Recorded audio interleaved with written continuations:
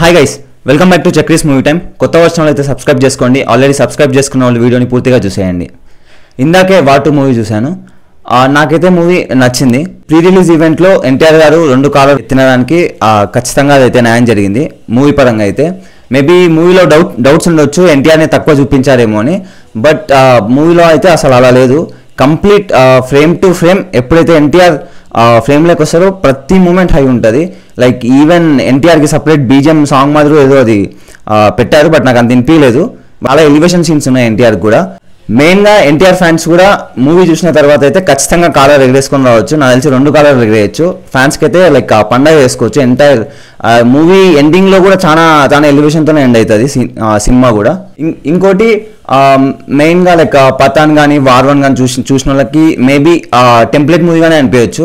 నేనైతే వార్ 1 పఠాన్ ఏది చూడలేదు. నాకైతే స్టోరీ కూడా కొంచెం బాగానే అనిపించింది, మరీ అంత వరస్ట్ కాకపోయినా.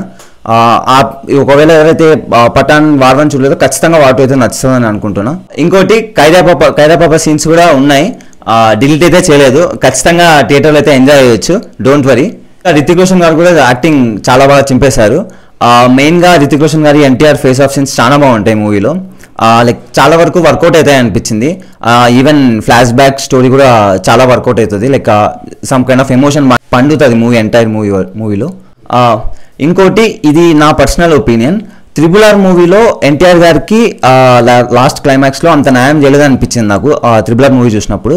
బట్ ఈ మూవీలో అయితే అయాన్ ముఖర్జీ గారు చాలా బాగా మేనేజ్ చేశారు రితిక్ రోషన్ గారిని, ఎన్టీఆర్ గారిని.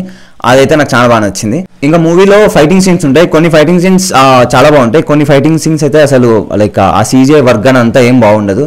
మేబీ రియలిస్టిక్గా తీసింటే ఇంకా చాలా బాగుండేదేమో. ఆ గ్రాఫిక్స్ కానీ ఆ గ్రీన్ స్క్రీన్స్ వాడడం కాకుండా రియలిస్టిక్ తీసింటే చాలా బాగుండే అని నా feeling. Realistic in the sense అంటే మూవీలో స్టోరీ పరంగా కొన్ని సీన్స్ ఉంటాయి, ఇద్దరు హీరోలు కొట్టుకుంటుంటారు. అవైతే ఇక్కడ ఒక చోటుకి వెళ్ళి కొట్టుకుందామనే లాగా ఉంటుంది. అవి వెంటనే కట్ చేసుకుంటే ఎక్కడో సీన్స్ ఉంటాయి.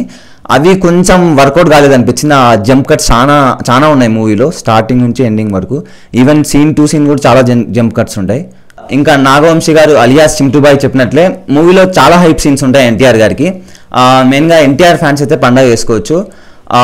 మూవీ కలెక్షన్స్ పరంగా అంత తీసుకొస్తున్నారో నాకైతే తెలీదు, బట్ మూవీ అయితే బాగుంది. లైక్ నాకైతే బాగా నచ్చింది. ఈవెన్ ఎన్టీఆర్ ఫ్యాన్స్కి అయితే ఇంకా చాలా బాగా నచ్చుతుంది అనుకుంటున్నా. మరి మీ ఏరియాస్లో టికెట్స్ చాలా హై ప్రైస్ ఉంటే అంటే వెళ్ళకూడదు అనుకుంటే టికెట్స్ రేట్ తగ్గినాక వెళ్ళండి. ఎన్టీఆర్ గారి కోసం అయితే worth watching movie, entire movie. Okay guys, thanks for watching the video. కూలీ రివ్యూతో మళ్ళీ మీ ముందుకు వస్తా. అంతవరకు సబ్స్క్రైబ్ చేయండి, like, share, comment. By by.